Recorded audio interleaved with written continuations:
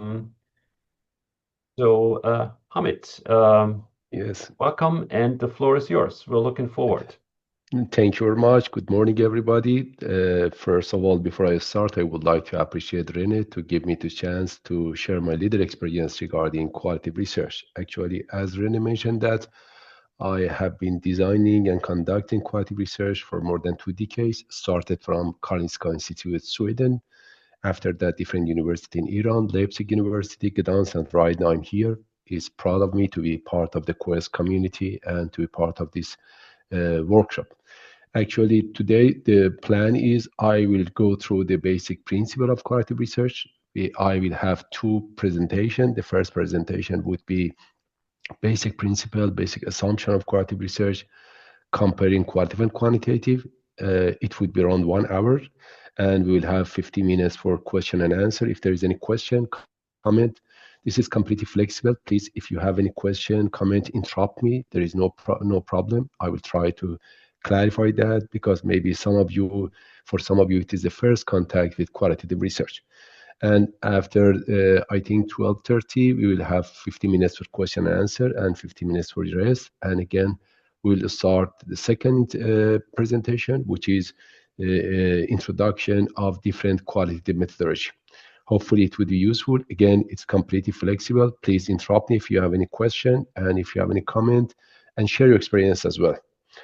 Uh, as I mentioned, that the main aim for this presentation is provide the basic assumption and basic principle of qualitative research methodology and qualitative research paradigm in field of biomedicine. There are several objectives. Hopefully, we can achieve them. First of all, I would like to explain the core assumption and key concept of qualitative research. Second, if we can differentiate qualitative and quantitative, we'll compare qualitative and quantitative paradigms. And in the next presentation, I will try to go through the most common methodology, qualitative methodology as well, grounded theory, phenomenology, ethnography, and content analysis. And then we will justify which methodology is appropriate for which research question.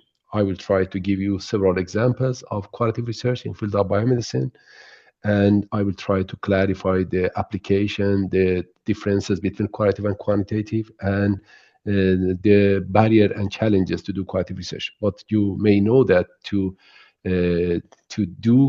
understand qualitative research by details, we need more time. Just it is a introductory presentation. And if you are interested to learn more, I'm sure after that you will be interested. You can go to read the basic references, scientific references, I mean, such as Strawbert and Carpenter, Holloway, or Glaser, and Strauss and Corbin. And recently, I write a book for basic qualitative research, which is supposed to be published next month by Cambridge University. Hopefully, next month it will be released, and you will have this book, which is very simple. And I try to give a lot of examples in this book. Okay, let's start. As you know, for qualitative research, we believe that the reality is realities. Why? Because when there is simple and single object or phenomena, different people can have different interpretation. Why? Because we are different. We have different background. We have different expectation. We have different feeling. And when we look at on similar objective phenomena, even we will have different interpretation. But who is wrong? Who is right? There is no right or wrong in qualitative research because everybody can experience and perceive phenomena in different way. Because of that, all qualitative researchers believe that the reality is realities and there is no single reality that can be generalized to the reference population, for instance. I would like to give you two examples to explain what is the differences between qualitative and quantitative. One of them has been happened when in 2010 I started my postdoc in Karolinska Institute in Department of Clinical Science and Education. For every emergency system, there is the dispatch center. And for dispatch center, when someone called emergency number, dispatch center evaluate the situation. And if the emergency is crucial and risky, they will dispatch an ambulance to support the people. This is the recounted situation by one caller for dispatch center, which is completely real. And in this Example, you can find the differences between qualitative and quantitative. Yes, it was around 11 o'clock in the morning on Saturday, and a bad car accident injured a 15-year-old boy who was crossing the street toward the nearby shopping center with his 52-year-old father. The boy was unconscious after car accident. His face was bloody. His father was frightened and called 112. He asked the dispatcher to send an ambulance as soon as possible because he felt his son is going to die. He pushed his son to accompany him because his son didn't want to, and now he felt so guilty. Dispatcher pushed the button to send an ambulance immediately. Minutes felt like hours for the father. The boy was laying there on the street. Ambulance arrived in less than 8 minutes. 8 minutes is a golden time for ambulance pre-hospital services. So the ambulance drivers and his colleagues were satisfied. Time passed very fast for them and very slow for the father. Father shot at them and asked them, "Why are you so late?" But they believed that they were even early. Okay, the question is, who is right, who is wrong? You know, some part of the text I have been highlighted by a red color. This part shows that the context. This part shows that the different interpretation. For instance, because father pushed his son, because father right now feels his son is going to die and he will lose his son, he is completely frightened. But in the other side of the coin, there is 8 minutes for arriving emergency service in the car accident. But father believed that they are late. Why? Because he felt he's guilty. He has different interpretation from dispatcher and ambulance staff because ambulance staff believed that they arrived even early and they did a good job. You know that there is single phenomena, there is similar phenomena, but two different interpretation from two sides of the coin. The both interpretation is right, but completely different. In qualitative research, we would like to understand the experience and perception of different people regarding the complex situation or complex phenomena. This is another example I will share with you, scenario regarding lab result of the cancer patient.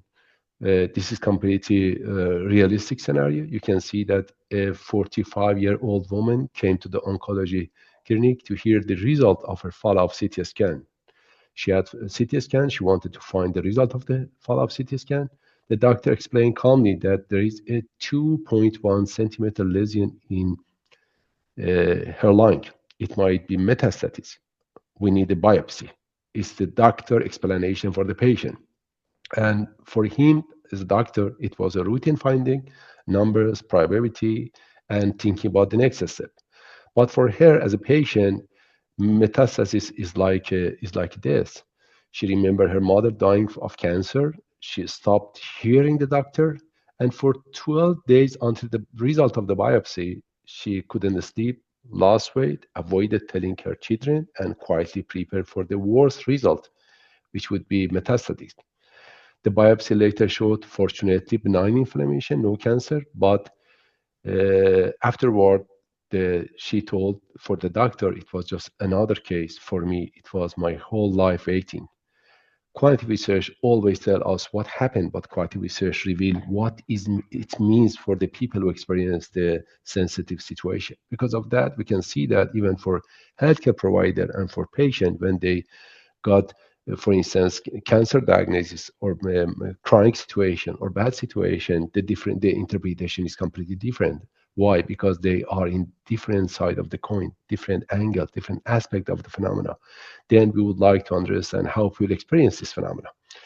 Uh, a group of people believe that if you cannot measure something, it means it doesn't exist. But Albert Einstein answered this question. He believes that not everything that we counted counts, and not everything that counts can be counted. It means the number always cannot show everything. When you have human phenomena, human experience, number cannot show the reality, and you should explore the experience and perception of people instead of using number. For instance, quality of life, job satisfaction, a lot of phenomena, which is we try to just put number on that, but number cannot show them. For every phenomena, there are two properties, primary properties or objective, and secondary properties or subjective. You as a researcher should make decision. Are you interested to do research on primary properties? I mean objective aspect of phenomena, or secondary properties, it means subjective aspect of phenomena. Then reality could be objective or subjective, and we can decide to do research on objective aspect or subjective aspect or both as a mixed method study. When we say objective or primary properties, it means something which is independent of whether they were experienced or perceived or not. They are completely objective in real world, such as the blood pressure, such as kidney stone, such as human body. If you have cell phone, such as the length of your cell phone, such as the price of your cell phone. If you have car, if you have bicycle, if you have everything, if you can put number in different properties of your phenomena, it would be completely objective.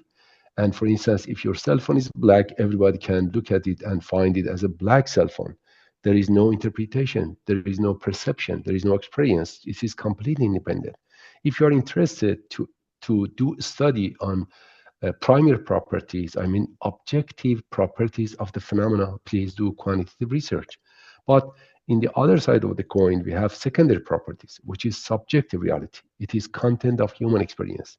It is independent of object, but depending on how your experiencer perceive that. For instance, if people get cancer diagnosis and there is a tumor, the size is important as an objective phenomena, but how people experience this tumor is another things. Then it is independent of the objective phenomena. It is depending on who are you, what is your background, which country do you live, if you have insurance or not, if you have background, if you have history in your family or not, if you have experience regarding the cancer diagnosis or not.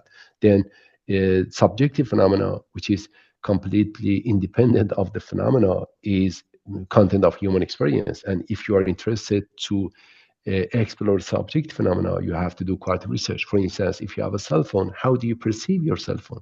How do you experience your cell phone when you have the call? How do you perceive that? It is depending on you, not depending on the cell phone. For instance, if you are emergency doctor or you are working in dispatch, if the cell phone, if you have a cell phone and if you have a call, always you are waiting for the bad news. Because of that, your interpretation is different from people who work in the other part of the world. Then for qualitative research, we are interested of subjective aspect of phenomena. For quantitative, we are interested for objective aspect of the phenomena. And a little bit philosophy of science. We know that there are a lot of assumptions to do research. It could be implicit or explicit. Ontological assumption regarding the nature of reality, and epistemological assumption regarding how we know what we know. Combination of ontological and epistemological assumptions shape our scientific paradigm. Our scientific paradigm is like eyeglasses. Scientific paradigm can justify our methodology and introduce methodology, and methodology can produce knowledge. Then knowledge can be produced by methodology. Methodology can be justified by scientific paradigm, and scientific paradigms such as post-positivism, positivism, naturalistic. Then they shape by ontology and epistemological assumption. It could be implicit or explicit. The most important thing in philosophy of science is congruency. It means your assumption, your paradigm should be congruent with your methodology. For instance, if you have ontological assumption that you believe that the nature of reality is subjective, you cannot do quantitative research. You have to do qualitative research, and vice versa as well. Please, if there is any question in comment, let me know. I will stop sometime. I will check if there is something in the chat box. I will try to clarify that. There are several definitions for qualitative research. You can go through the reference book and you can find a lot of definitions, but all of them try to explain the qualitative research is try to seek understand how people experience something, the world, how people perceive the world, and the meaning they ascribe for the experience is very important for all qualitative research. In the other world, qualitative researchers are interested to interpret the event, the process, the structure around the phenomena. Sensitive subject matter are very important to do research by using qualitative paradigm. And Creswell believed that qualitative research is an approach for exploring and understanding the meaning individual or group ascribe for the social or individual problem or individual experience as well. Then we are looking for experience, perception, and the meaning of experience and perception regarding some problem. Then the main idea is in qualitative research, the question is emerging. You can start with some general question, and step by step your question can be specific, but you don't have to start with fixed question, well established question. Why? Because all qualitative research are exploratory. We are trying to explore something. Then we try to collect data in participant environment. We try to interpret the meaning of the data. And but for quantitative research, always we have a theory behind, and we can generate some hypothesis. We can test the hypothesis. We can find the relationship between variables using a statistical procedure to find the pattern relationship and causality. I'm not going to I'm not going to do some dichotomy quantitative against qualitative. They can complement each other. They can support each other. Because of that, mixed method, sometimes mixed method paradigm is most appropriate paradigm to do research, combination of qualitative and quantitative. Okay, just I would like to stop here and ask you if there is any question, any comment, please let me know. Just if there is any question, raise your hand or write something in chat box. I will try to stop and I will try to explain more. Right now there is no question, comment. I will continue. Yes, as I mentioned, the definition of qualitative research, there are several definitions, but the old definition emphasized on exploring the experience and perception of people and finding the meaning of experience and perception.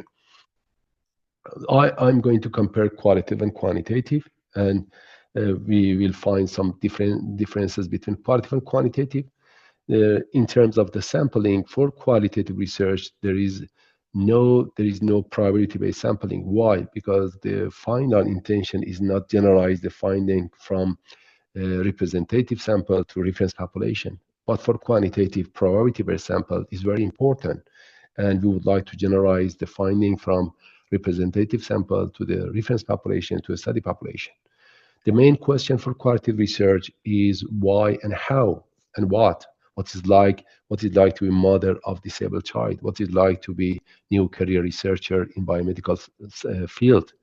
What is like to be immigrant to the developed country? What is like to have what is like to be diagnosed by cancer?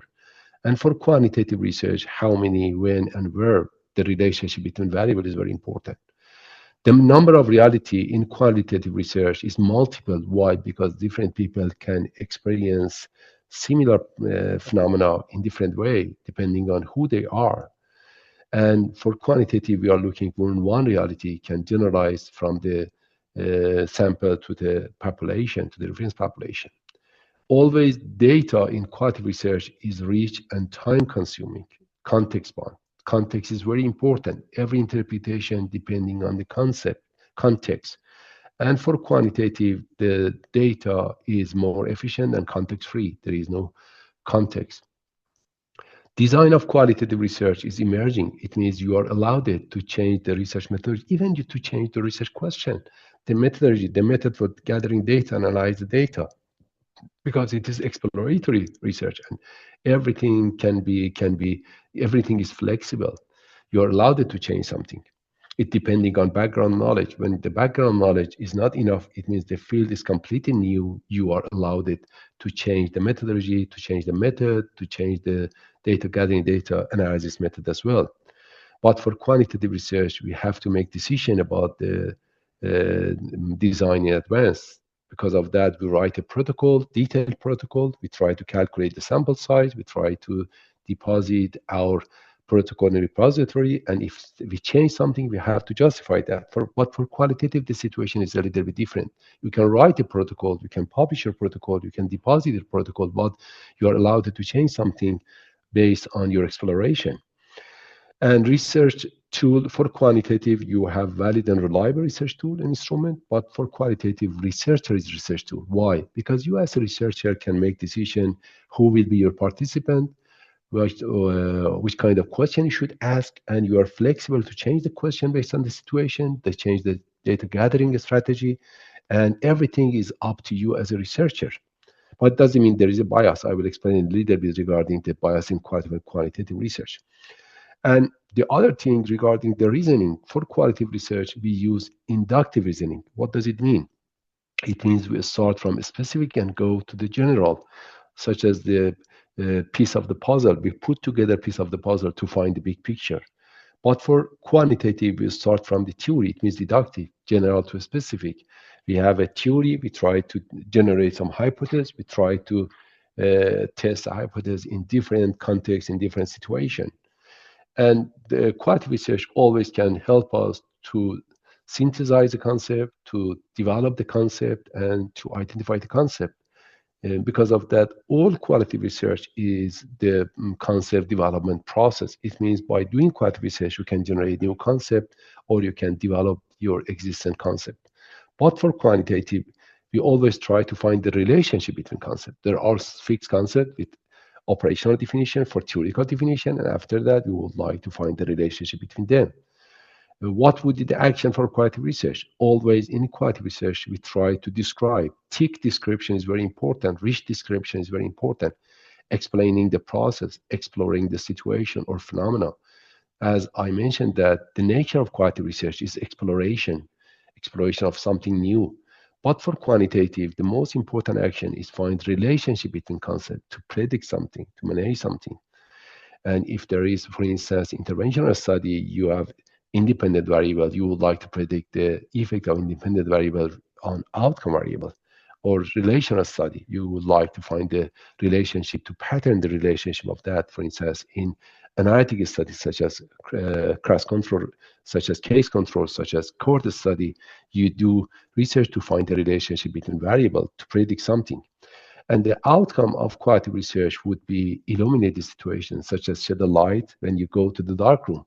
But for quantitative, you should accept or reject the proposed theory or hypothesis. You know, every hypothesis is like a small theory or micro theory.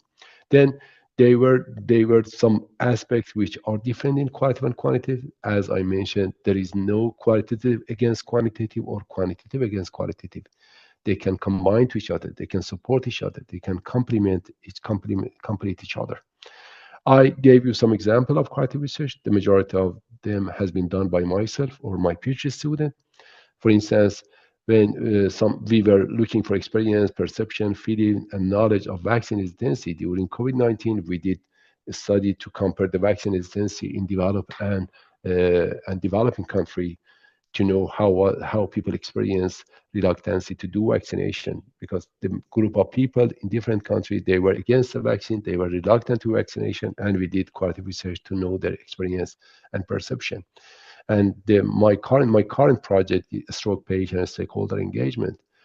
I did this study to explore the experience and perception of a stroke patient, stroke researcher, healthcare provider, and family caregiver regarding engaging in research process, which was very interesting. I published some papers, and the final result will be published in the near future, hopefully.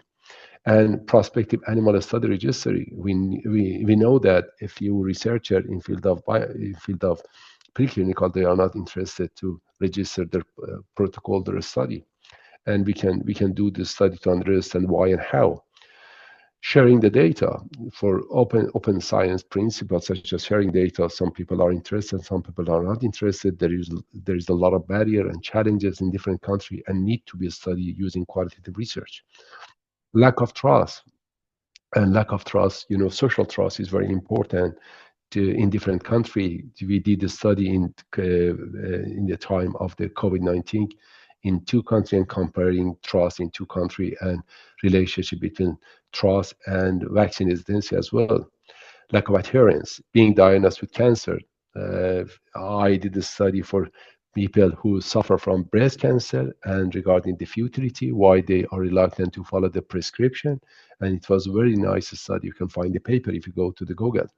And family conflict. There are several examples that are very appropriate to do qualitative research. Why? Because researchers are looking for the meaning, experience, perception, and the meaning of experience. Okay, any question, comments so far? I will stop here and check if there is any question. And fortunately, there is no question or no comment. If I'm a little fast, please remind me. I will stop. There's no rush. I just intended to explain more. And if you are new in quality research, please try to ask question to clarification. Sometimes it's not very familiar with the researcher who have experience to do quantitative research. Okay, basic assumption of qualitative paradigm. First of all qualitative researchers believe that the world is very complex. Every phenomena that I gave you an example of that, you can see that they are very complex. The most important subject to be studied using qualitative paradigm is sensitive subject matter. For instance, we did a study to explore the older adult experience of having disabled child, which is completely sensitive. With the study in Sweden to explore the how is the life after a stroke, which was very sensitive. We did a study to know how is the health situation of African immigrant in Sweden, which was sensitive subject matter. Then, if you are interested to do quality research, sensitive subject matter is most appropriate to do that. Then we believe that the world is very complex. We believe that there is no simple and linear explanation of the event. For instance, migration, having cancer, being diagnosed with cancer, participating in research process, sharing your data, they are very complex, and there is no simple and linear explanation for this phenomena. We believe that events are a result of multiple factors coming together and interacting in a complex and often unanticipated way. For instance, if scientists are not interested to publish the negative result of their study, it is very complicated.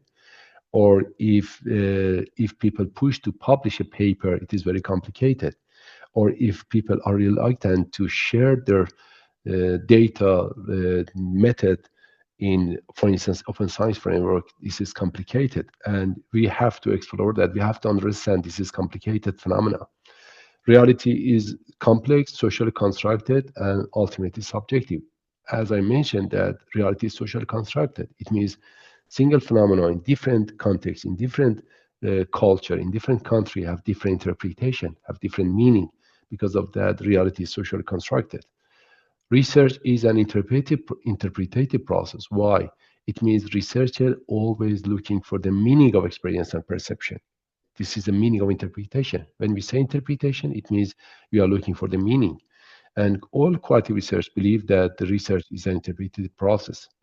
Knowledge is best achieved by conducting research in the natural setting. Yes, we should go to the field and try to understand the phenomena in the natural setting, the place that people live, such as hospital, such as emergency department, such as community.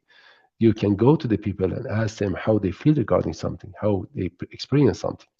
Then for subjective phenomena, qualitative research is method of choice. Why? Because qualitative research is flexible. You have enough room to change something, to revise your research question, to find research methodology, to change the research methodology, to find the appropriate research method for data gathering, data synthesis, and data analysis and reporting as well. Qualitative design are emergent. This is not fixed. As I mentioned, that it's like going to the dark room. When you shed the light, you can find something. You can change route to find something more. Because the nature of qualitative research is exploratory. The result of qualitative research, the majority of time, not always, is unpredictable. If you do good qualitative research, if you go beneath the surface, the result would be very interesting.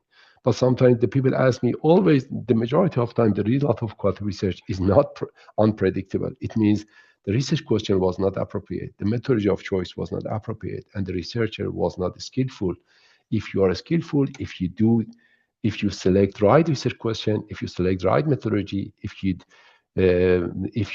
explore the experience and perception of people, always you can find something completely unpredictable.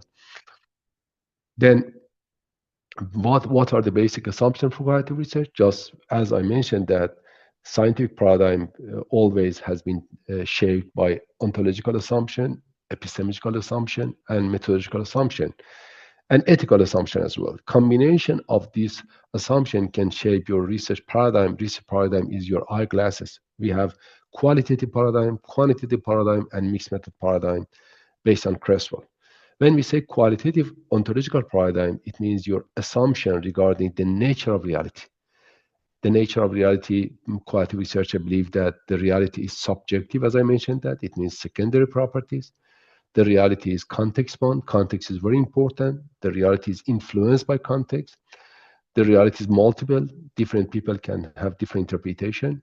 Reality is socially constructed in different country, in different culture. People have different interpretation of the reality, different picture of the reality, and reality is dynamic and evolving. There is no fixed reality, single reality. Reality can be changed when time change, when context change.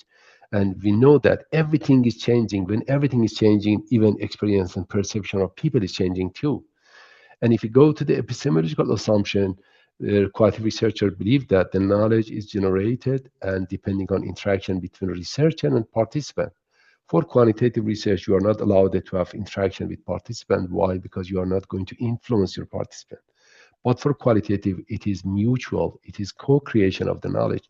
You have to you have to interact with each other. You have to understand each other. You have to spend more time to each other to gain trust, to go beneath the surface.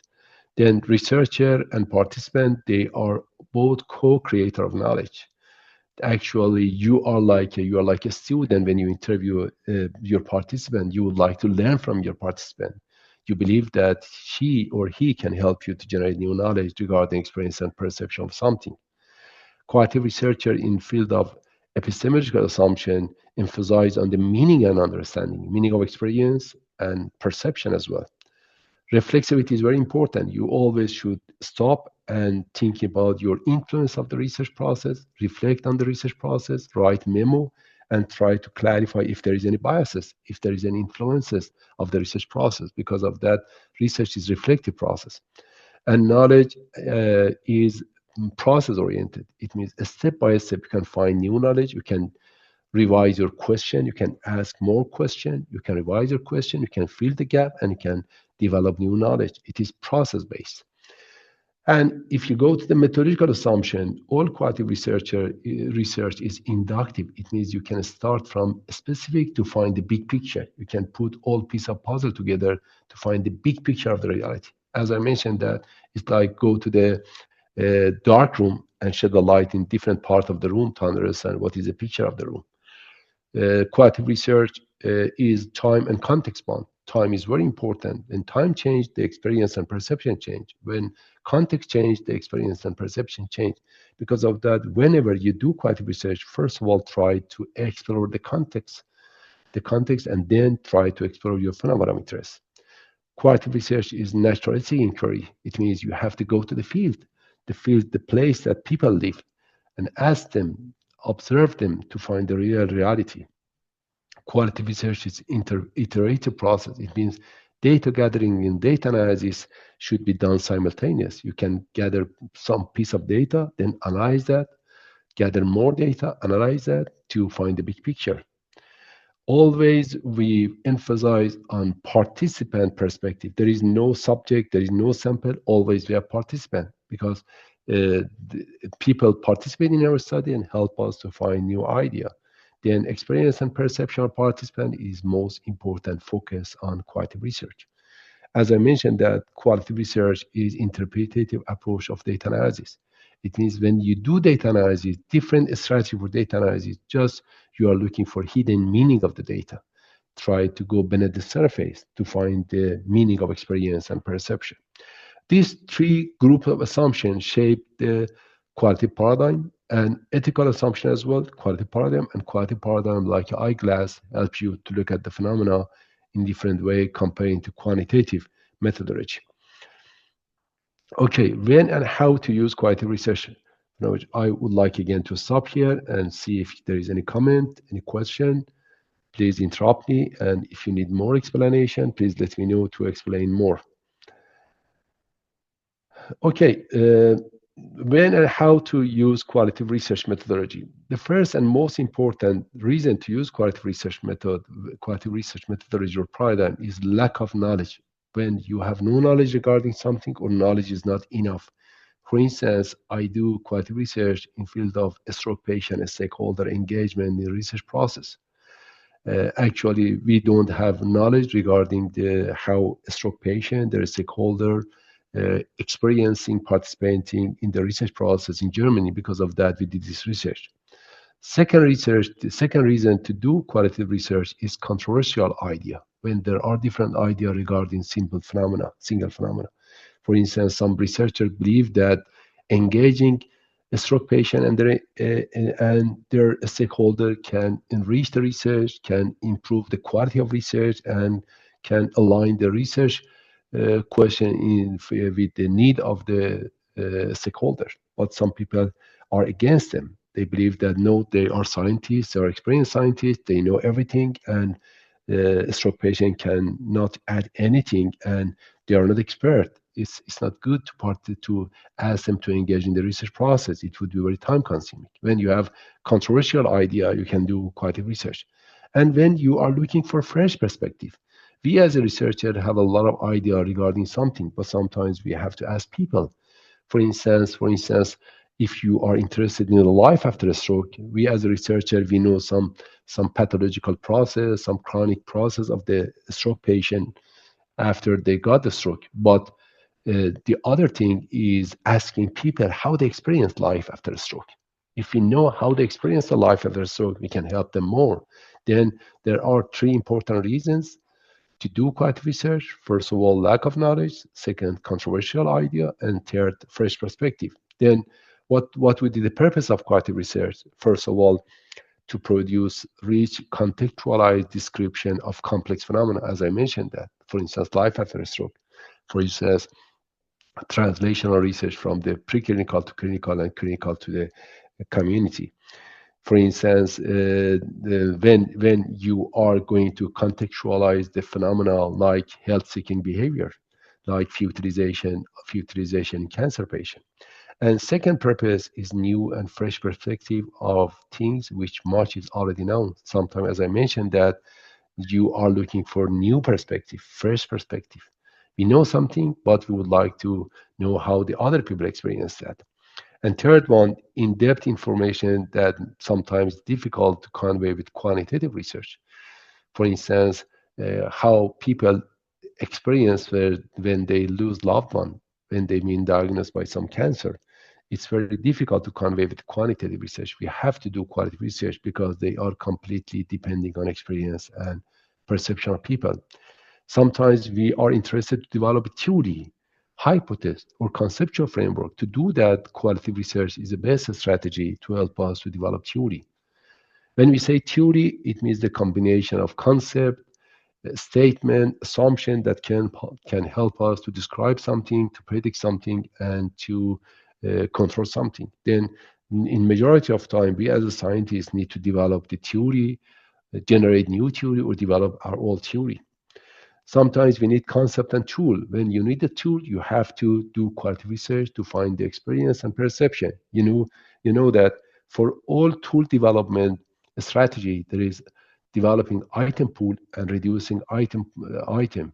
To developing item pool, you need to do qualitative research to find the experience and perception of the people. And sometimes qualitative research can help us to offer some explanation for unexpected result of the quantitative research. Sometimes the result of the quantitative research is not expected, such as negative result, and you don't know why this is the result. The result of quantitative research was negative, for instance. Qualitative research can help you to understand the unexpected result. For instance, in the COVID time, a group of people, I just supervised and we did a study to understand the vaccine hesitancy. As I mentioned that when we had high peak of the COVID, the number of people who were interested to vaccination was decreased, and when we had low peak of COVID, the number of people who were interested to do vaccination was increased, and it was unexpected result. And we wanted to know why. Because of that, we did the qualitative research and we published a paper. You can find the paper. Then these are the purpose of the qualitative research, as I mentioned that. Okay, the question is when you would like to choose qualitative research, first of all, before to choose a qualitative research, please ask some question. And if you find the answer of this question, you can trust to use qualitative research and you can clarify the choosing qualitative paradigm. First of all, what exactly am I trying to find out? First of all, please, the first step for all researcher is clarifying the field of interest, finding the problem in field of interest, and writing or formulating research question. When you clarify research question can help you to find the right methodology, the right paradigm. Then please, before start your study, clarify research question. Always when people ask me my advice regarding qualitative methodology, I ask them, please try to clarify research question. It's very important. And second, what kind of focus on my topic do I want to achieve? If I'm interested in the detail to make a big picture with details, then I can do qualitative research. If I'm interested to compare two things together to find the relationship between variable, then the quantitative research is the paradigm of choice and method of choice. The other criteria that can help you to clarify the methodology of choice, the paradigm of choice, is you go through the published paper, the published studies, then doing review, scoping review, narrative review, systematic review. Then you can find how the other researcher deal with this research question. Then try to go through the other researcher experience. Then it can help you to find the right methodology as well. The other question that can help you to clarify your paradigm and your methodology is what practical consideration should influence my choice. For instance, if you have enough time, if you have enough money, if you have enough resources, your choice for qualitative research would be different when you don't have enough time, when the participant is not available, when you don't have access to a study participant. For instance, when I did my study regarding stroke patient stakeholder engagement, I wanted to interview four groups of the people: a stroke patient, their family caregiver, a stroke researcher, and healthcare provider. When I wanted to interview a stroke patient, it was not easy to find a stroke patient who are interested to be part of the study. Then we should think in advance. Sometimes when you go to the field, you can find a problem. Then look at your resources, look at your time, then you can choose the research methodology. If you don't have enough time, if you don't have enough resources, and you have to do qualitative research, you can choose content analysis, for instance. But if you have time, if you have enough resources, you can do ethnography, which is very interesting. And in next session, I will try to explain it more. The fifth question is, will we learn more about this topic using qualitative and quantitative? Just try to find which paradigm, which method can help you to understand more about your topic, about your research question. And sometimes researchers are committed to some methodology which is not good. As I mentioned, that just try to clarify your biases, clarify your interest. Then the methodology we have a toolbox. This is different kind of methodology and method based on research question, based on time, based on the resources. We can choose one methodology and we can use that. But the important thing is the research should be trustworthy, the result should be useful, and we should follow the ethical consideration to do research. These three are very important and basic principle of responsible research. Then before you choose the qualitative paradigm or research methodology, it doesn't matter qualitative or quantitative, try to clarify these six important questions. What exactly I'm trying to find out? It means what is your research question? What kind of focus do I want? Details and big picture, or just finding some comparison? How other researchers dealt with this topic? Experience of the other researchers is very important. Practical consideration, which paradigm can help us more, and am I committed to some methodology or not? This sixth question can help you to clarify and justify the method of choice. Okay, what are the common criticisms and advantage? Again, I would like to stop here and ask you if there is any question in comment. I'm not quite sure if I'm a little bit fast. I just try to be a little bit slow because I used to talk a little bit fast. Any question in comment? No, there is no comment in chat box, and there is no. Okay, let's discuss a little bit regarding common criticism and advantages of qualitative and quantitative. If you look at the slide, you can find the common criticism of quantitative methodology, which is reductionism. What does it mean? It means quantitative researchers always reduce the human experience to the numbers. In quantitative research, the other criticism is limited insight into the meaning and context, because quantitative research are context-free. they are inflexible in research design. You have to make a decision about your research design before you start and fix that, and then even you calculate the sample size, can go through that. Ethical concern regarding generalization. A group of people believe that generalization is not ethical for a human body. Why? Because every human is different from the other one, and you cannot find something, some fact, and generalize to the other group of the people. We are completely different. Because of that, individualized medicine is increasing right now, and individualism is increasing, and there is some dehumanizing aspect of quantitative research. Quantitative research relies on the numerical representative a lot, which is one criticism of that. And if you go to the advantages of quantitative research, objectivity and reliability is very important, because there is objective reality, which is not depending on experience and perception of the people. You always use large sample size. Generalizability is important for quantitative research. A statistical, powerful analysis, clear measurement, and reproducibility is possible for quantitative research.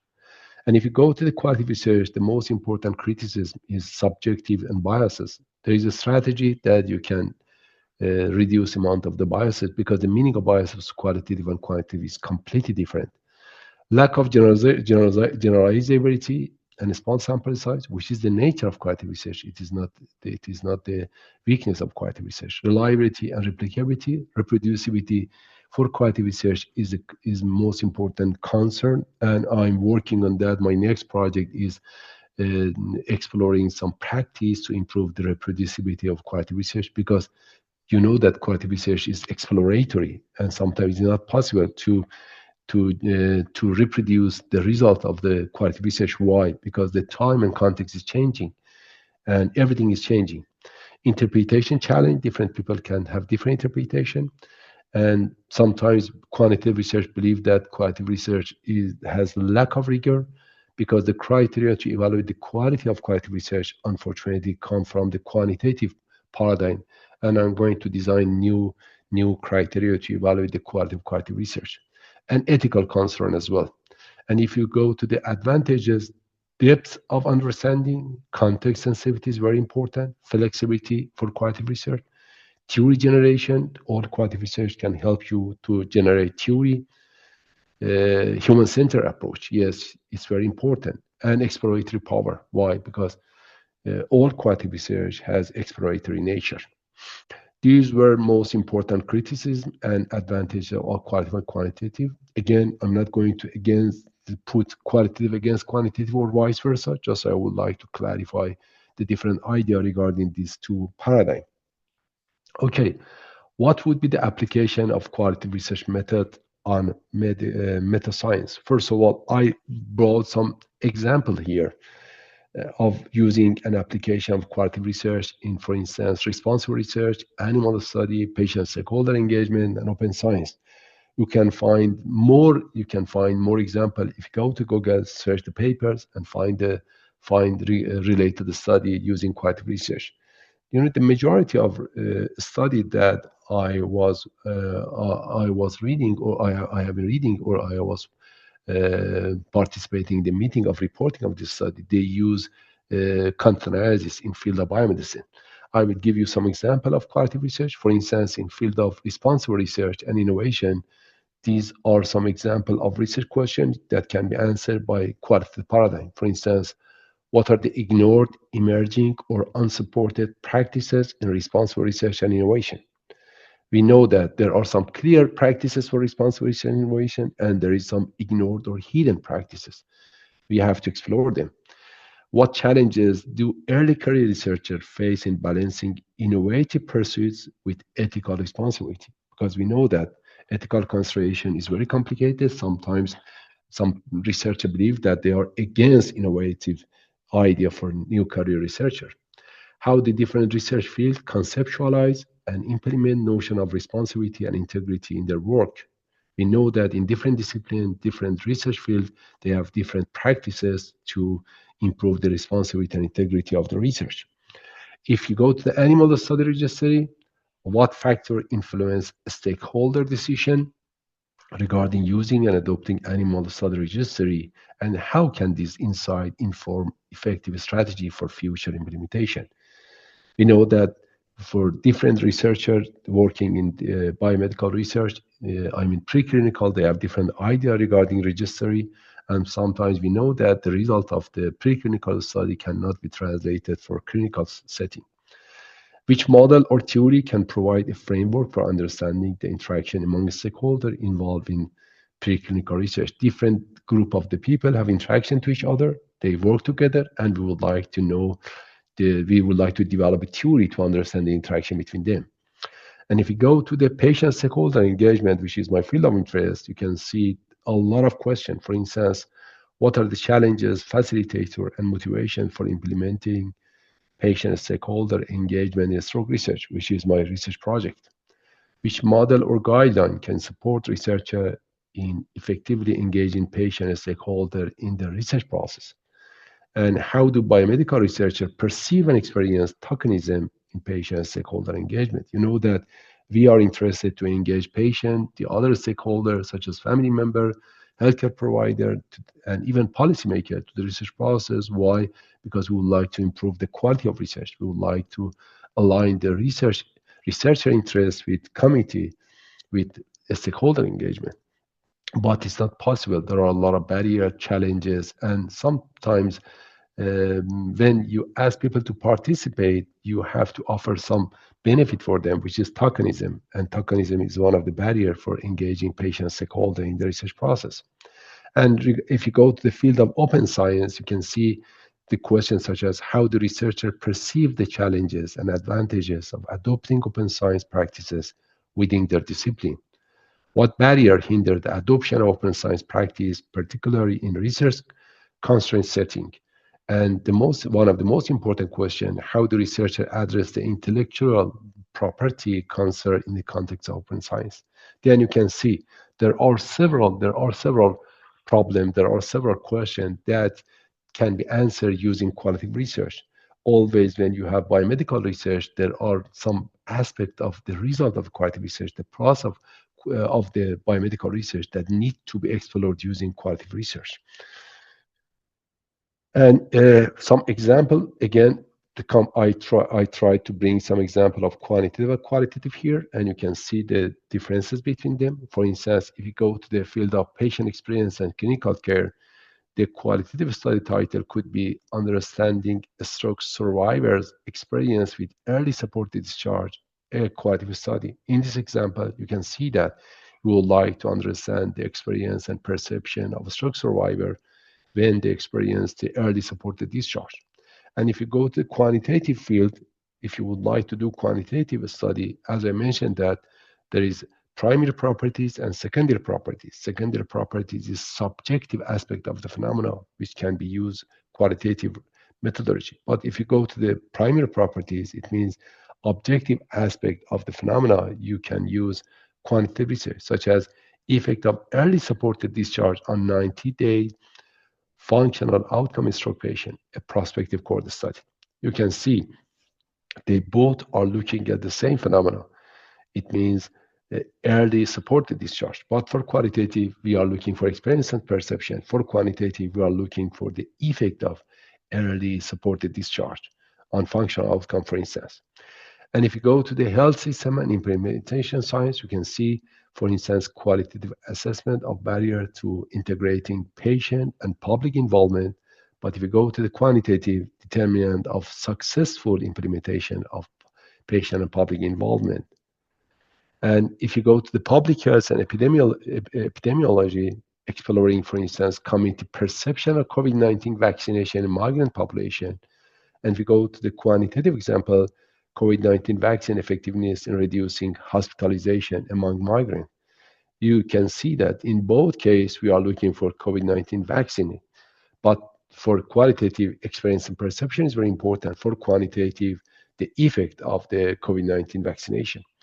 And for instance, if you go to the mental health and psychosocial research, the qualitative title could be Understanding the Lived Experience of Family Caregiver of Alzheimer's Disease. We know that they have a lot of burdens caring of Alzheimer's disease have a lot of burden, and they are suffering from depression and the other thing. And if you want to explore the experience and perception of family caregiver Alzheimer's disease, you have to do qualitative research.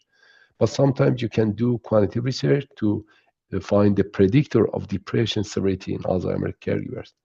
And if you go to the health policy, health service research, a stakeholder perspective on implementation, national stroke patient stakeholder engagement, which is my recommended study. And for if you go to the quantitative, you can find cost effectiveness of national stroke patient stakeholder engagement guideline improving a stroke outcome. Then in this slide, I try to compare qualitative and quantitative research paradigm using in similar phenomena. When you have similar phenomena, but you want to look at this phenomena using different methodology in field of biomedicine, you can find some example here. Okay, just I will give you some open up question, and after that we'll have time to have some discussion. If you need any clarification, if you have any question, please let me know. The most important question for me is how do you perceive the role of qualitative research in your field of interest? Is very important. Please let me know your perception regarding the useful of qualitative research in your field. In what way do you think the qualitative research can benefit your research project? Maybe you have ongoing project or you have the plan to do your research. Do you think the qualitative research can help you? In which aspect it can help you? And if you have an example of doing qualitative research, please share your experience with the course participant and with me as well. I would like to know more about your experience. And if there is anything you need to use qualitative research methodology in your research, you can ask, because there is a lot of unclear point to use qualitative research in your field of interest and your current project. And the very most important question is regarding qualitative research. As I mentioned, that the quality criteria of qualitative research always come from quantitative work, and this is not appropriate. My next project is developing conceptual framework and exploring the specific criteria to evaluate and improve the quality of qualitative research. Okay, if you're interested, we can start with this question. And first of all, let me know if you have any idea regarding the role of qualitative research in your field of interest, and if you have any experience, if you have any problem to use qualitative research, any unclear, and if you have any question regarding the quality of qualitative research, please let me know and share your experience with the course participant. Anyone is volunteer to share or ask question?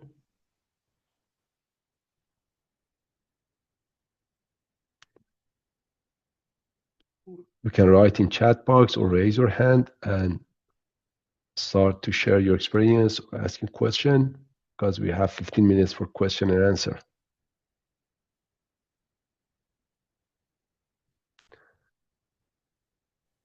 Hello, thank you for the great talk.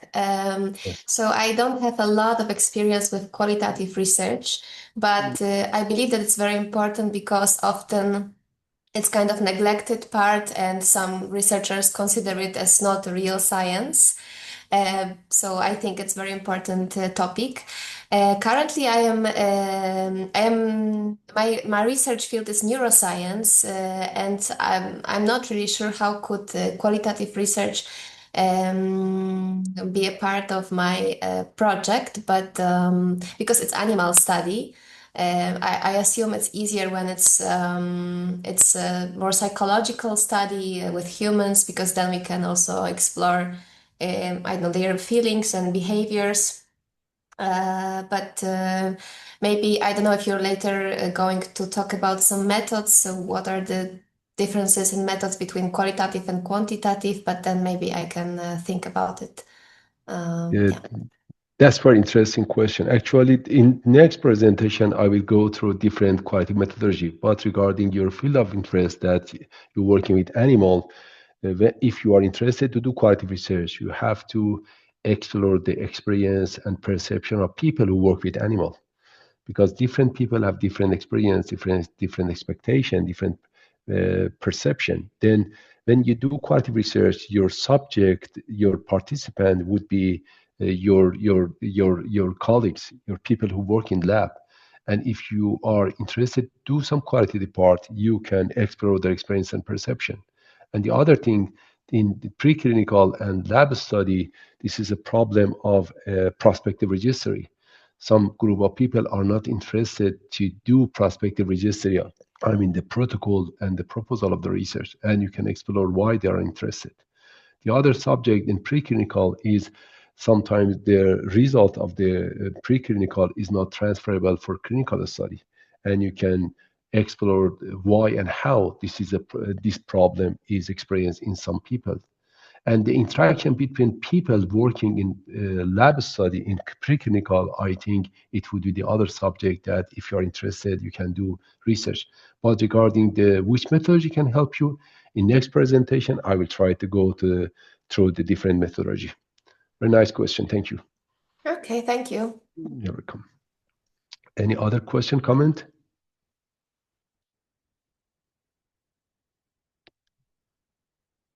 If you have an experience to do research, or if you have any problem that you believe that the quality research can help to solve this problem, please share with the other people and maybe we can discuss more.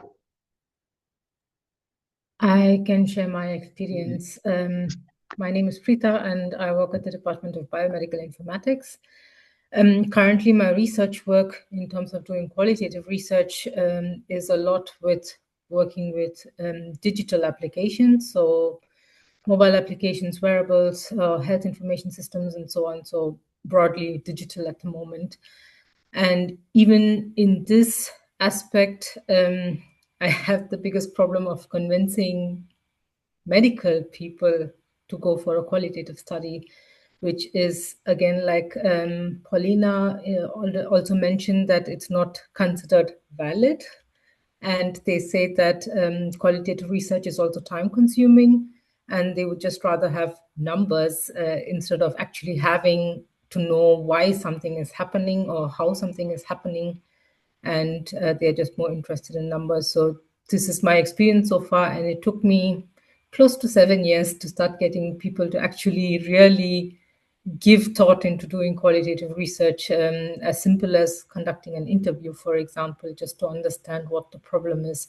So I'm very looking forward to the next session of the different methodologies that the methods that you're using for qualitative research, because maybe this can help me to see if I can adapt this also into other studies that I'm going to do in the near future. And of course, assessing the quality. I think all the questions that you ask here, I ask myself, how do I relate to it? And I pretty much, yeah, I'm in line with you of what you mentioned so far, but I have a very big problem of convincing the medical people to accept that. And maybe if you have some tips on how I can proceed this or convince them that we need to do qualitative research as well, would be very helpful. Thank you. Thank you, Preeta. Actually, it is a common problem. I came from Sweden, working in Department of Clinical Science and Education, and I taught quality research for more than 1 decade there, basic, intermediate, and advanced quality research. And always, people who work in field of biomedicine, they are interested to do quantitative research. They are interested in the number, but if you ask them, for instance, how and why question, there is no result, there is no answer for that. And always I have these challenges. Even when I come to the question center, the majority of researchers, they are very prestigious researchers, they do very high quality meta science research. They believe that they don't need quality research, but the step by step, a group of people come to my office, ask me questions, ask my advice, and they are scared to do quality research. They believe that it is very time consuming. Yes, it is very time consuming, but sometimes it is necessary. When you have unpredictable result, when this is a why question, when the process, when you have process question, you have to do quality research. And it is very unfortunate that the majority of researchers working in field of biomedicine believe that the quality research is just interview. Interview is not qualitative methodology. It is the method for data synthesis. And if you go to the Google, you can find a lot of papers. They mention in the methodology part, they mention that interview-based research, which is not right, because you should, like quantitative research, you should choose right methodology to find your question, then the research question can help you to find the research methodology. I will try to go through the different methodology in next session. But again, I completely agree with you. The majority of people believe that just number is everything, but number is not everything. For instance, when I started to work on stroke patient stakeholder engagement, I did the scoping review. There were a lot of survey study regarding that, but the majority of the study at the conclusion part, they mentioned that we need to explore the experience and perception of different stakeholders. And when I wanted to do prospective, for instance, prospective animal study registry, I searched some paper, and the majority of the paper believe that if you want to understand why preclinical researchers are not interested, some of them, to register their protocol, you have to ask them, you have to do qualitative research. Because of that, I think the combination of qualitative and quantitative can help us to make a bigger picture, clear picture, and to understand the next step, because we do research to provide better life of the people. And first of all, we should know how they experience the situation. Then I completely agree with you. But in next session, I will try to go through the different methodology. Thank you. You're welcome. Any other question, comment, or experience?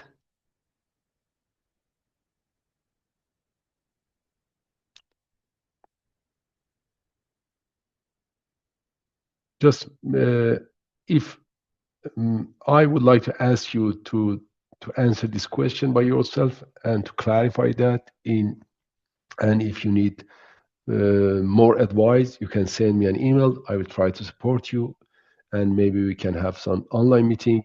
I will do my best to support you. The other thing that I would like to ask you to think about that, if you are interested to do qualitative research, please try to explain why. And just for every researcher, for every scientist, it's very important when we want to do research. First of all, we should clarify the field of interest. Then we should clarify the research problem, and we should try to formulate the research question. I would like to ask you to write the research question in your field of interest that can be answered using quantitative and qualitative, and then try to compare both of them together. Try to compare for each question, I mean quantitative question, which strategy you should use to gather your data, analyze your data, and for qualitative, which strategy you should use to gather and interpret your data. Unfortunately, I have no time in this workshop to explain about the strategy for data gathering and data analysis in qualitative research. But if you are interested, I can introduce some references, some book that you can read, that you can understand the differences for data synthesis in qualitative and quantitative. As a most common strategy, you can see the majority of researchers use interview, which is very good, unstructured interview or semi-structured interview, but we have observation, focus group discussion, Delphi, document analysis, and a lot of resources we have. Based on Glaser, everything is data in qualitative research. But for quantitative, you need to have developed a tool and understand which factors should be included in your tool. Then there are differences between qualitative and quantitative. In quantitative, we call that data gathering. In qualitative, we call that data generation, data synthesis. Why? Because we synthesize data. We generate data. We are not going to gather data. There is no data. We have to generate data. We are a research tool. We communicate with the study participant. We try to explore their experience. We try to gain trust. And after that, try to go beneath the surface to understand their real experience and perception. Then there are a lot of differences between them. Please try to clarify your field of interest, writing 2 research questions, quantitative and qualitative, and try to find the differences between qualitative and quantitative. Okay, any question, any comment?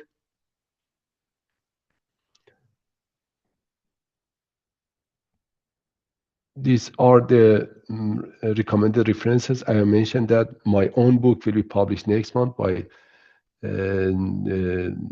Cambridge University. Hopefully you can find that in maybe in Amazon or the other. I don't know.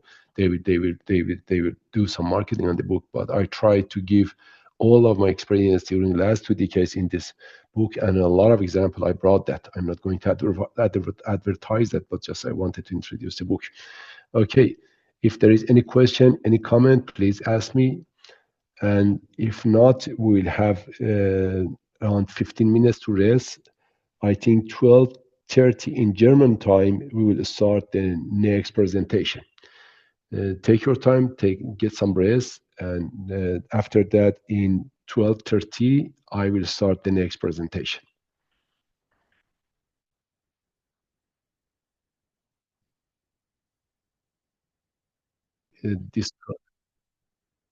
We need more time to discuss more about the differences of qualitative and quantitative and application of qualitative research in field of biomedicine. And in the next session, as we planned, I will go through the different qualitative methodology. The majority of people just use in field of biomedicine. I mean, they use just content analysis, and they don't mention content analysis. They mention just interview-based research. I'm going to introduce most common methodology in field of qualitative paradigm. Hopefully, it will be useful for you. And please, as I mentioned, that interrupt me if you have any question, any comments, share your experience. I will try to stop after a while and ask you if you have any question and comment, and we will share our experience together. If you have anything to add, René, just start, and after that, I will start my second presentation.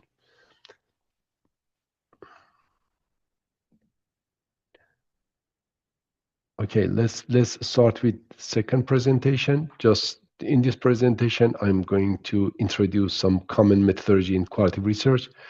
The aim is introducing the different methodology of qualitative research and to improve our understanding regarding the principle and the application of this different methodology, what with the criteria to find the right methodology in qualitative paradigm, and we would like to share our insight regarding different methodology. Just as we all know that we believe that we don't see things as they are, we see them as we are. It means depending on who are you, your background, experience, or expectation, your knowledge, then your interpretation of single phenomena would be different. Then it is completely on the people who have this experience. Just as a reminder, I would like to give you some cue regarding justification of using qualitative research. We believe that qualitative research is an approach that helps us to explore and understanding the experience of people and the meaning of experience of regarding some phenomena, some problem.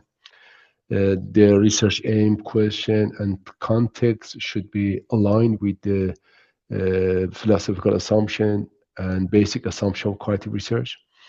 And qualitative research is justified when we are looking for deep understanding of experience and perception and value and complex process. Then when you have question of how and what and why, then the qualitative research is method of choice. Again, qualitative research is a research paradigm that can help you to explore the experience and perception of people and the meaning they ascribe to that experience and perception regarding the social phenomena. Then why we do qualitative research? Always qualitative researchers are interested, first of all, to know how people experience something, how people experience life after stroke, how people experience working in lab, how people experience as a new career researcher, how people experience to sharing their data or the research method in open science framework, how people experience responsible research practices. Then experience is very important. The second thing that all quality research are looking for is meaning of those experience. When you have experience to work in lab, what would be the meaning of your experience to work in lab? And the third is context in which experience is situated. What would be the context that you have this experience? Different contexts can produce different meaning of a similar experience. Then the context is very important. And the process of experience, I mean action, interaction, emotional response to the experience. When you experience something, you have action, interaction, emotional response to the experience. For instance, when your paper is rejected, you have action, interaction, emotional response, or the paper is retracted by the journal, or you have a review comment of your paper. If you write a proposal and submit your proposal for a granting body, then you have experience, you have the experience, the meaning of experience is different, the context is different, and the action, interaction, emotional response to their experience is different too. And the final interested area for qualitative research is consequence of experience. Every experience, every action, interaction, emotional response to experience have different consequence. Then all qualitative research are interested in how people experience something, the meaning that they ascribe to the experience, the context that experience happened, the process of experiencing, and the consequence of experience. If you are interested to explore any one of them, then you have to do qualitative research. The type of qualitative research, there are several qualitative research methodology. The most common one are phenomenology, ethnography, grounded theory, and content analysis. But we have some other kind of methodology as well, such as narrative analysis, action research, discourse analysis, historical research, conversational analysis. But you can see that there are several. If you go to the published paper, you can find some different methodology. I do recommend to try to find a research methodology using well-known references, not paper. Paper are not good sources to find the methodology. Why? Because when paper published, they have been manipulated by reviewer and by the journal as well. But if you go to the textbook, you can find the right methodology for research question. Today I will try to explain phenomenology a little bit, ethnography, grounded theory, and content analysis. Again, this is not enough time to explain all of them by details. For instance, I trained grounded theory in Karolinska Institute for 10 years in 2 weeks. At least I needed 2 weeks to explain what is a grounded theory and application of grounded theory, or content analysis, or phenomenology as well. Just today, I will try to explain the basic principle and how you can choose this kind of methodology based on your research question. If you look at this slide, which is very important, the most important criteria to find your research methodology is unit of analysis. For qualitative research, unit of analysis is very important. For instance, if the unit of analysis is social and cultural, it means the focus is group, system, and context and process. The method of choice, the method which is recommended is ethnography, action research, case study, grounded theory. And if the unit of analysis is individual lived experience, such as what is like to have a disabled child, what is like to be a migrant in developed country, what is like to be diagnosed by cancer, what is like to suffer from a stroke. When the individual lived experience is a unit of analysis, it means you are looking for personal meaning, perception, or identity. Then phenomenology is very important. Feminist inquiry is very important, and life story can help you. And if the unit of analysis is language and communication, you are interested to analyze the language, discourse, and textual or spoken expression, such as you are interested to analyze the written material, published paper, journals, newspaper, a speech by some important people, then narrative analysis, critical discourse analysis, and content analysis or conversation analysis is very important, is recommended. Then the most important criteria to find the right research methodology in qualitative paradigm is, first of all, try to identify the unit of analysis. Again, it could be social and cultural, it would be individual experience, and it would be language and communication. How you can determine the appropriate methodology, I will try to explain a little bit. First of all, based on research goal, there are several criteria such as research goal, research question, nature of phenomena, available resources, previous literature, and expert consultation. Research goal, first of all, when you clarify your research question, try to clarify your research aim too.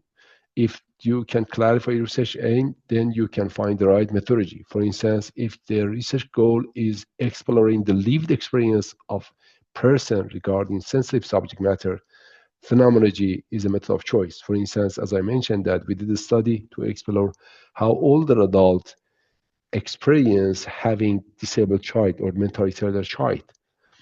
And then, because individual lived experience was very important, we did phenomenology. Or then we wanted to know why women who have suffering from breast cancer stop treatment, they experiencing futilization. We wanted to know how they experienced that. We did lived experience we did phenomenology. But if you are interested to develop a theory, it means the goal is develop theory regarding everything. For instance, interaction between people who work in the lab, the process of making decision to share your data or don't share your data. Then the grounded theory is a method of choice. Why? Because the goal is developing theory, and theory can help you to understand complex phenomena. And if the goal is cultural context, you are going to explore the behavior of the group of the people working in the lab, working in the operational room, working in a specific group of a specific part of the country, and they are different. Then ethnography can help you. Ethnography is the oldest methodology in qualitative research. It started from many years ago. And if the purpose is text or media analysis, such as newspaper analysis, speech analysis, everything, then content analysis is the method of choice. And the second criteria to choose right methodology is research question. First of all, as I mentioned, that try to clarify research question. Again, if the research question is related to subjective meaning of experience, individual meaning, the phenomenology. If the research question is looking for social process, it means how question and why question, then grounded theory is the method of choice. And if the research question is exploring the group behavior, group of people working in the lab, group of people working in different group of people living in some places, then ethnography is the method of choice. And if the systematic coding of content is the research question, the content is the method of choice. And nature of the phenomena. Sometimes nature of phenomena, if you can clarify the nature of phenomena, it can help you to find the right methodology. Then clarify the nature of phenomena is lived experience, which is phenomenology, social process, it could be grounded theory, cultural value, could be ethnography, or content of something, everything, written or verbal material. It could be content analysis.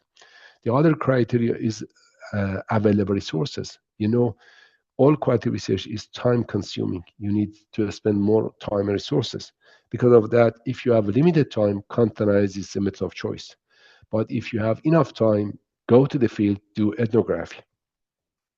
Previous literature, if you go to the published literature regarding your phenomenon of interest, they can recommend you some methodology and you can use this methodology as well. And the last but not least, asking for expert consultation. Sometimes the expert in field of qualitative research can help you to find the right methodology to answer the research question. Then combination of these 6 criteria can help you to find the right methodology. I will try to explain a little bit these different methodology. First of all, phenomenology. When we say phenomenology, phenomenology is a philosophy and research methodology as well. Started from German philosopher Husserl in 19th century, and followed by his student Heidegger. Then we have two main root and philosophy of phenomenology. Descriptive phenomenology started by Husserl, and hermeneutic phenomenology started by Heidegger, and we have combination of both two. When we say phenomenology, it means a philosophy and methodology as well. We have a philosophy as a phenomenology, and we have methodology as a phenomenology. Very interesting, and a little bit complicated. I will try to explain what is the meaning of phenomenology. When you use phenomenology, it means the unit of analysis is exploring individual lived experience. Individual lived experience is very important to do phenomenology.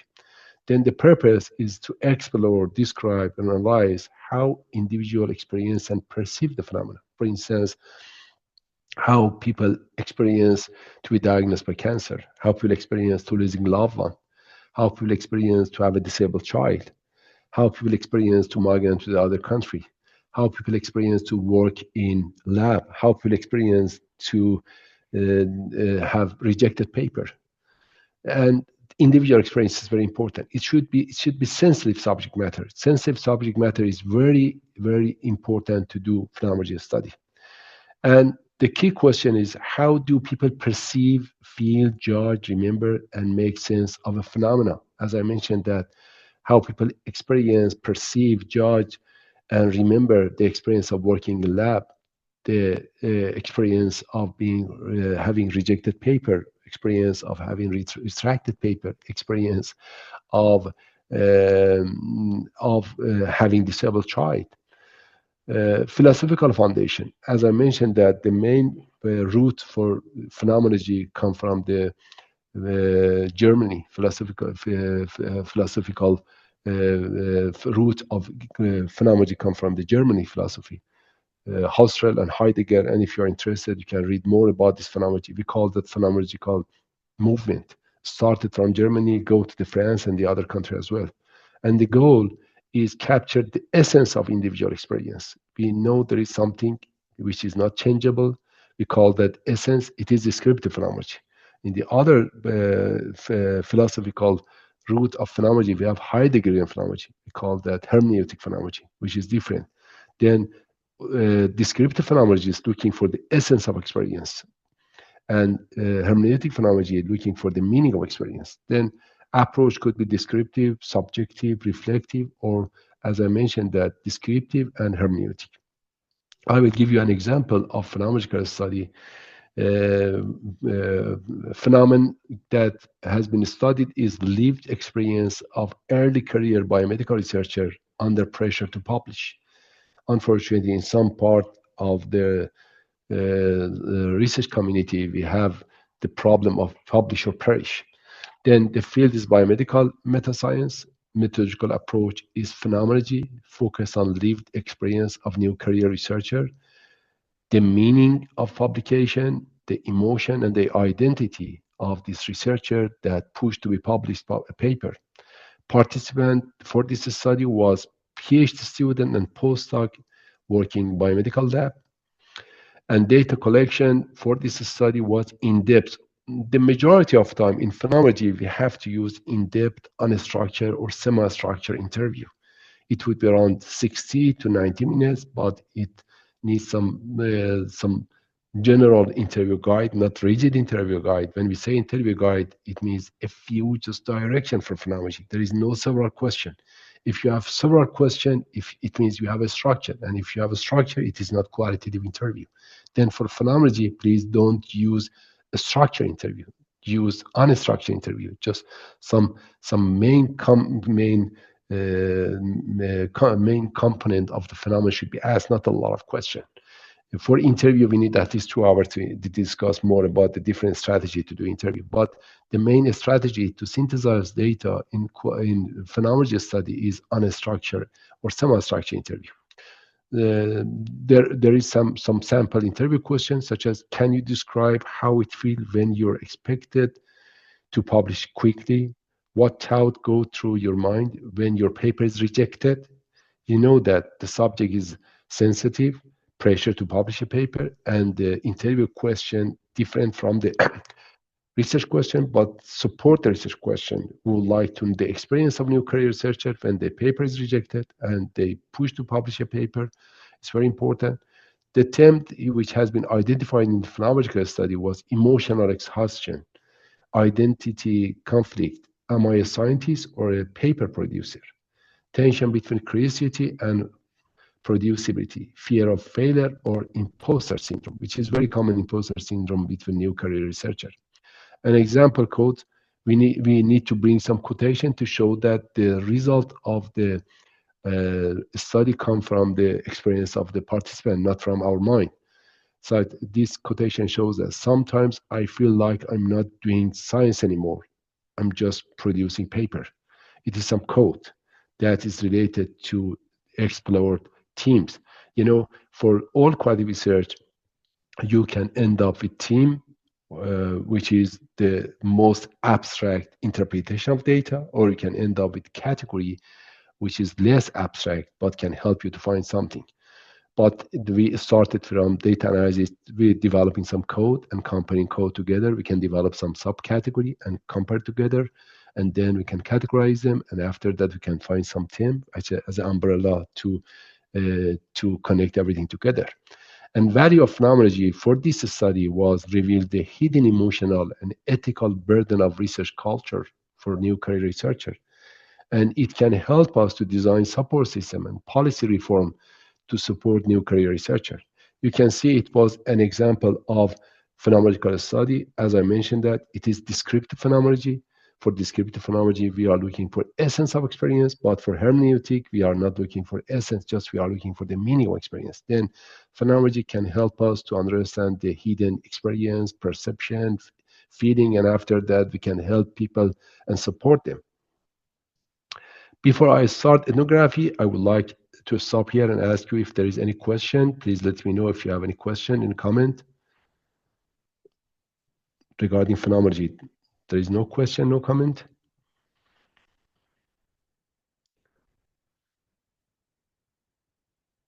Okay, let's go to the ethnography.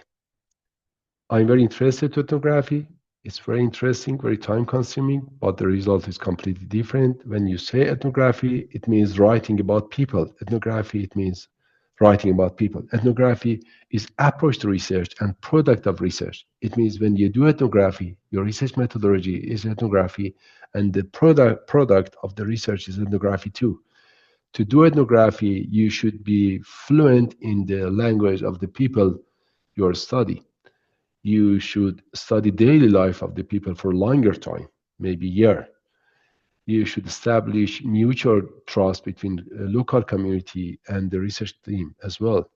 And usually stay in a specific location, such as a village or part of them. Then for ethnography, immersion is very important. Emic approach is very important. You know, in research, we have emic approach and ethic approach. When we say emic approach, it means understand the culture as it is understood by a member of culture. And ethic approach, it means as an outsider, how do you interpret this culture? Combination of emic and ethic approach can help you to make a clear picture of the culture. In ethnography, the target is understanding the culture of the group of people. Then when we say culture, it means the value, belief, the standard of behavior of the group of the people which shape the culture. Then definition of ethnography is a qualitative method used to study peoples and culture in the natural setting. Then the purpose is to understand behavior, beliefs, norms, value, and social interaction within a specific group of people. We would like to explore the cultural behavior. Then we would like to write about the behavior of the people. We have to do some immersive field work. We have to spend more time in the field to observe the people, to do some informal conversation, to do some in-depth interview, to understand the cultural value, the cultural behavior of the group of people. For ethnography, it is recommended to do research on a specific group of the people. Doing ethnography, for instance, for a nation is not recommended. We're just looking for the ethnic group. For instance, people who work in the lab, people who work in the operation group, people who work in emergency department. They could be ethnic group. People who are migrant from the other country. And data collection, the most important data collection strategy or data synthesis strategy is participant observation. We have different kind of observation: structural observation, semi-structural observation, and unstructured observation. We have participant observation, which could be which researchers should participate in the field and do something and then observe people too. We can use interview as well too as a complementary strategy to data synthesis. Field note is very important. When you observe something, you have to write your field note. And cultural artifact, you have to study cultural artifact too. The combination of all of them, we call that triangulation, can help you to make a big picture and clear picture. And the outcome would be rich, contextualized understanding of cultural practice and social dynamic. Then, for instance, if you do ethnographic study for people who are working in the lab, specific lab, then you do ethnography, the product and the outcome of the study would be a thick, rich, and contextualized description of the culture and behavior of the group of the people. Then ethnography is the oldest methodology in qualitative research, started many years ago, and it's very time consuming and very interesting as well. Ethnography, I would like to give you some more explanation regarding ethnography. We have microethnography, or when you try to study a microethnic group of the people, for instance, hospital ward, lab. You can do macroethnography when you study a nation, a big ethnic group, for instance, some migrant in Germany from the other country. If you study, for instance, health behavior of Turkish people coming to Germany, it could be macro culture. But if you study, for instance, people in a lab, it could be micro ethnography. And we have ethnology. It means comparing multiple culture together. The health-seeking behavior of the Turkish people or Kurdish people or people from the Iran in the other country. It could be It could be ethnology, or comparing people living in some lab with the other lab together, or ethnohistory, when you are exploring the historical cultural value and belief of the group of people. Is very important. For every ethnography, it has been recommended to do ethnohistory before starting a study. Then we have ethnology and ethnohistory as well. Research question would be, what are the cultural characteristics of this group of people? For instance, scientists working in the lab, scientists working in Quest, scientists working in the other university, for instance. The other question would be, how do staff routine affect patient safety when you work in the hospital? Data analysis started from general analysis, domain analysis, and go to taxonomic analysis and componential analysis. Again, started from finding some mini unit and try to find some label for mini unit. We call that the code, and compare code together to develop some subcategory and category. And after that, make a big picture and thick description of the culture. The main goal of ethnography is find a thick description of the culture of group of the people. As I mentioned, that the social behavior in social world, migrant health behavior in Germany, and the other things. Okay, it was ethnography. Any question regarding ethnography? Just I had an overview of ethnography. If you need more, we need to explain more about the ethnography or the other methodology, but unfortunately, we don't have time to discuss all of them. Just please interrupt me if you have any question and need more explanation for different methodology. And the other methodology that it is my method of choice, and I did majority of time grounded theory. It is grounded theory. When we say grounded theory, based on Strauss and Glaser, they are founder of grounded theory by writing a book as a discovery of grounded theory. They believe that there is a need to build theory from concepts derived, developed, and integrated based on actual data. When we say grounded, it means theory come from the actual data, come from the experience of the people. Again, we have different definition for theory. Theory is a combination of concept, statement, assumption that can help us to understand something, to predict something, and control something. I mean, complex phenomena. Theory can help you to understand the action interaction of the people together. Then to develop a discipline, we need to develop a theory as well. We need theory to clarify something, to help us to understand complex phenomena. Grounded theory, as I mentioned, that is a systematic qualitative research methodology that can help to develop theory which is grounded in empirical data. Founder is Barney Glaser and Salome Strauss. They both were sociologists working in United States. They write a book as a discovery of grounded theory, and right now we have different approach for grounded theory. We have reformulated grounded theory, which has been developed by Anselm Strauss and Corbin, and we have formal grounded theory, which has been developed by Glaser, or basic grounded theory. But reformulated grounded theory or new approach for grounded theory has been developed by Corbin, which is very common, and the majority of health researchers just use Corbin approach for grounded theory, not classic approach of grounded theory. And the core purpose is explain why and how something happened. It means we would like, when you use grounded theory, you are interested to develop an explanatory theory or model regarding complex phenomena to understand the process, how patients make treatment decision, how is life after a stroke, how people deal with a problem. There are several examples of grounded theory. What is the process of making decision of utilization, for instance? The guiding question is, what theory emerged from the analysis of this phenomena? Again, the main aim of doing grounded theory, it means developing theory. Very interesting methodology. And the nature of theory would be inductive. It means bottom up. It means starting from a specific and go to the general. The theory is substantive. It means come from the real experience and perception of the people, real data. We don't develop theory from the other theory. We develop theory from experience of the people. When we say substantive, it means come from the experience of the people. It would be formal theory too. You have a theory, you can develop your theory. It is mid-range theory. We have small theory or micro theory, we have mid-range theory, and we have macro theory. The result of the grounded theory could be mid-range theory and grounded in real-world experience. Again, grounded theory is a research methodology that can help you to develop theory from experience and perception of people that can help you to understand complex phenomena. As I mentioned, that such as interaction between people working in lab, such as the process of making decision to deposit your protocol in repository or not, to share your data or not, to do a research or not, to apply for something or not. The different aspect can be explored by grounded theory.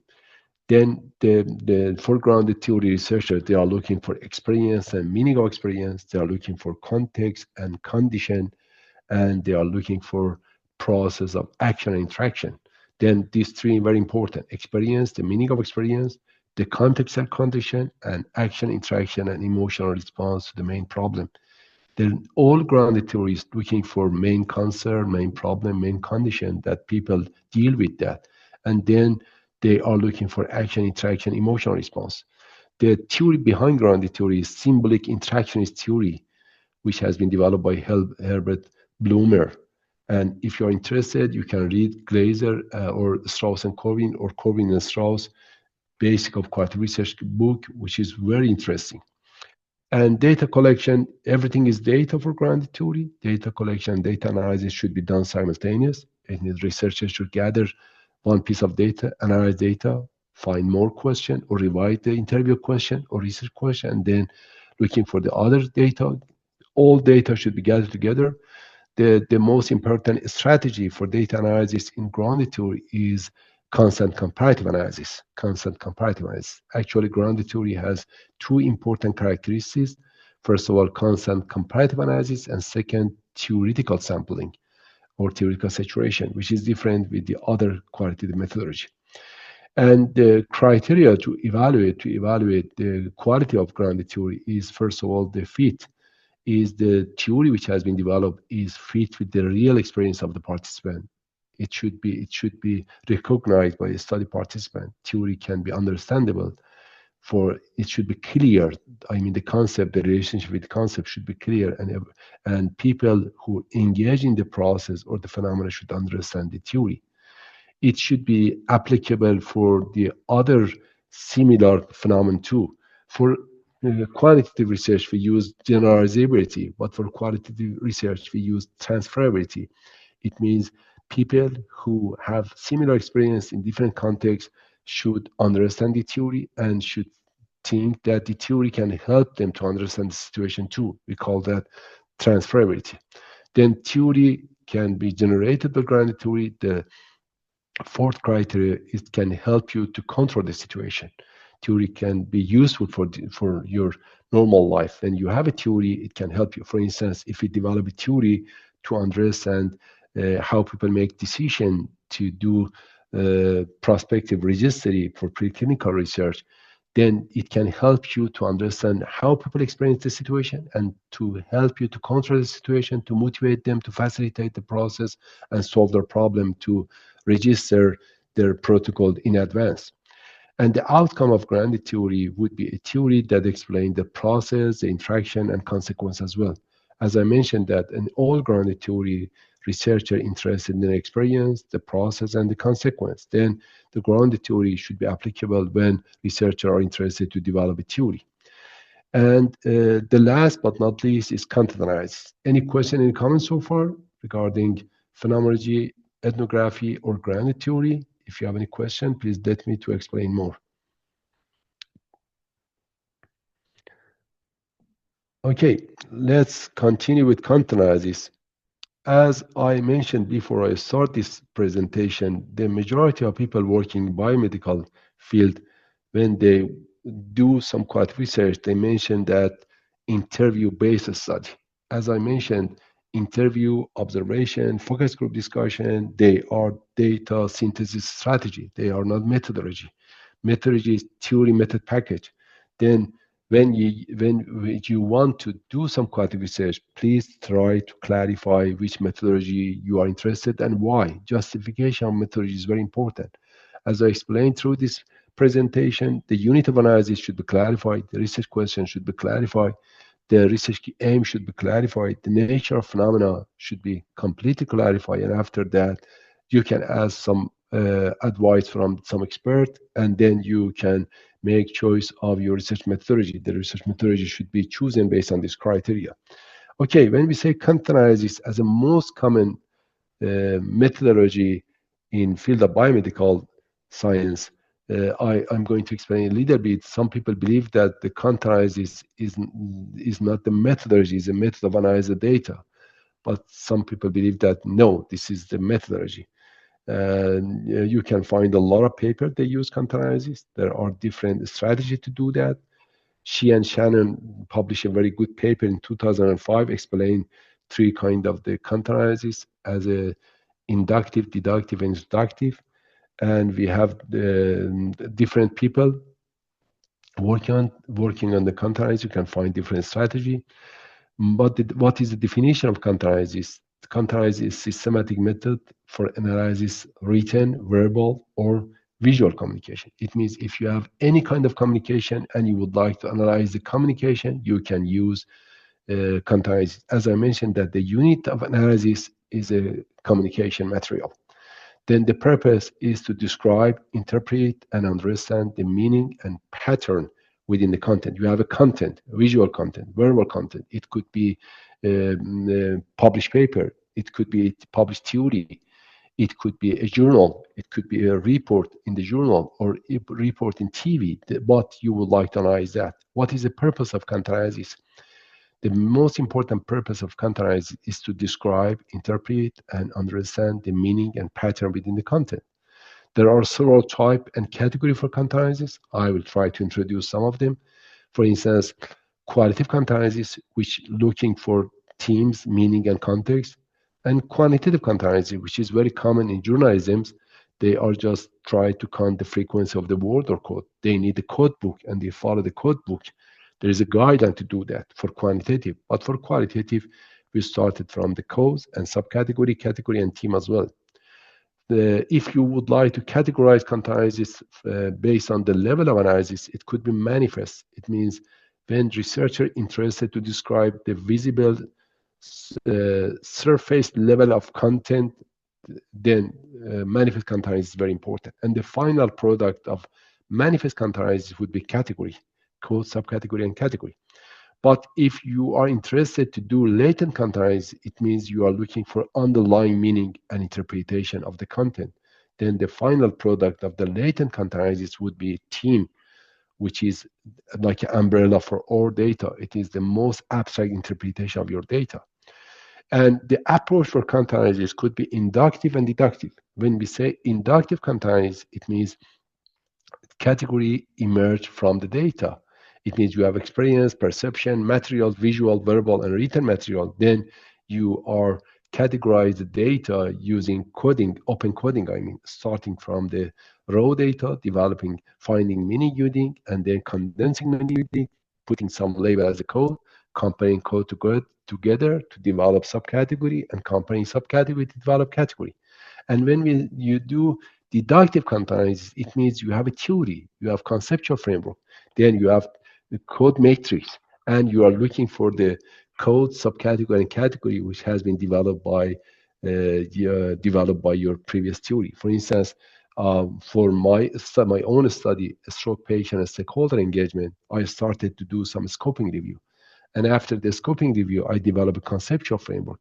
Then based on the conceptual framework, I started to do some deductive content analysis. I interviewed 4 groups of the people, including a stroke patient, their family caregiver, healthcare provider, and stroke researcher. And then based on the conceptual framework, I looking for the concept that I developed by scoping review. It is deductive approach. Then content analysis, qualitative content analysis could be inductive, deductive, and abductive or introductive. It means combination of inductive and deductive. When we say abductive, it means you can start with conceptual framework, but you have room to develop some new concept as well. Data source for content analysis could be text, interview, media, speeches, document, visual material. Everything could be data to do content analysis. An application, there are several applications Recently, after 1970, it is very common in field of biomedical, in field of public health, in field of different disciplines. You can use a lot of content because it's very user friendly. It's not very complicated, and you can do that with every material. You don't have to just do interview. You can do for all material. Then content, based on my experience, is most common methodology using in field of biomedical and field of public health. Okay, I just try to bring some research question, and I just try to bring some example of different methodology that can be used in field of biomedical science and meta science as well. For instance, I brought some example of phenomenology, grounded theory, ethnography, and content analysis. And please share your experience if you are interested to do any one of these methodology, to use any of this methodology based on research question. For instance, for phenomenology, research focus, as I mentioned, that is lived experience and meaning of individual in biomedical research. The related question could be, what is the lived experience of biomedical researcher dealing with publication pressure? As I mentioned, that individual lived experience is unit of analysis. And when the subject is sensitive, you can do phenomenology. Again, as I explained, that phenomenology could be descriptive, as recommended by Hofstra, or hermeneutic, or interpretative, as is recommended by Heidegger. And if you are interested, you can read more about the phenomenology. And regarding grounded theory, unit of analysis would be the process, the interaction of the people. Then the final goal is developing theory from empirical data. The related example could be, how do biomedical researchers develop a strategy to cope with reproducibility crisis? We know that there is a lot of reproducibility crisis, even when you use the same data with same methodology. Sometimes you cannot end up with same result. And there are a lot of reproducibility crisis in quantitative paradigm and in qualitative paradigm as well. The other question would be, what process shapes scientists' decision to register their studies? It's very important in field of preclinical study. What process shapes scientists' decision to register their study, and what would be the challenges and barriers for that? And if you go to the ethnography, it means writing about the people, cultural practice, and social dynamic, for instance, in research setting, because it is in the field of meta-science. What are the cultural norm and unwritten rule shaping collaboration in biomedical research lab? How does the institutional environment affect responsible research practices? These two examples are regarding ethnography study. And if you go to content analysis, it means systematic analysis of the text, document, or every content. The example could be, how is open science represented in biomedical journal editorial policies? Or what team are present in retraction notice in biomedical research? Then you can see different research question using different methodology, phenomenology, grounded theory, ethnography, and content analysis in field of biomedical science. And I just try to go through some common methodology for qualitative research, including phenomenology, grounded theory, ethnography, and content analysis. As I mentioned, that there are several methodology that introduced by research papers, but again, don't try to learn qualitative research using a published paper. Go to the textbook, go to the well-established textbook and well-known textbook to understand them. And these four methodology is most common, and maybe such as the model for the other related methodology as well. I have some question I will ask you, and then we have time to discuss more about this question and comment. And I would like to ask you to share your idea. First of all, what criteria do you consider most important when selecting a qualitative methodology? As I mentioned, that the most important criteria is clarifying unit of analysis. And the second one, after that, you have to clarify research goal, research question, the nature of phenomena, and you can ask literature and you can ask expert as well. But for you, what is the most important criteria to choose the research methodology?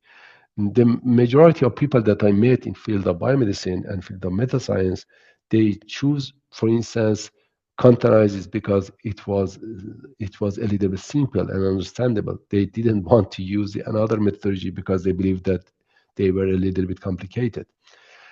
How you ever struggle to find the right qualitative approach? What guide you find a decision? What was your problem to find the right methodology to do your research when you wanted to do qualitative research? What are the risks of choosing a methodology that doesn't fit with your research question, which is very common? Sometimes when you clarify a research question, and if you cannot choose the right methodology, the result wouldn't be very interesting. And how does your positionality as a researcher influence your methodological preference? Sometimes you work in the research group, they are interested to do quantitative, they are not interested to do qualitative. Sometimes you are interested in some methodology and you are looking to use this methodology, even the research question is not appropriate for this methodology. The other question is, can multiple qualitative methodology can be combined or not? You know, we have mixed method study, combination of different paradigm, I mean qualitative and quantitative. Then when you combine two different paradigm, I mean qualitative and quantitative, we call that mixed method. When we combine different methodology in one of the paradigm, in same paradigm, we call that multi-method. For instance, if you combine phenomenology or ground theory in qualitative paradigm, we call that multi-method. But if you combine, for instance, phenomenology with survey in one study, we call that mixed method. Then mixed method and multi-method study are different. Combination of multiple methodology in each paradigm could be multi-method. Then maybe you are interested to use that. Combination of both may help you to find the more clear picture and more useful picture. And the other question that I would like to ask you to do that, maybe today or after that you can do that. And if you need my help, please send me an email. I will try to help you. If you need my advice, first of all, write a biomedical research question, decide which qualitative methodology is best fit for that, and try to justify the choose of methodology, because justification is very important. As I mentioned, that you should clarify the unit of analysis, and then identify at least one method that is not appropriate for research question and explain why. This question that I ask you can help you to deepen your understanding of choosing research methodology and to justify which methodology is appropriate for your field of interest, for your research question, and why and how. Okay, just I would like to stop here and ask you if you have any question, any comment, and if you think about different methodology in field of qualitative research, we can discuss more. Anyone, if you have any question, any comment, sharing your experience, please let me know.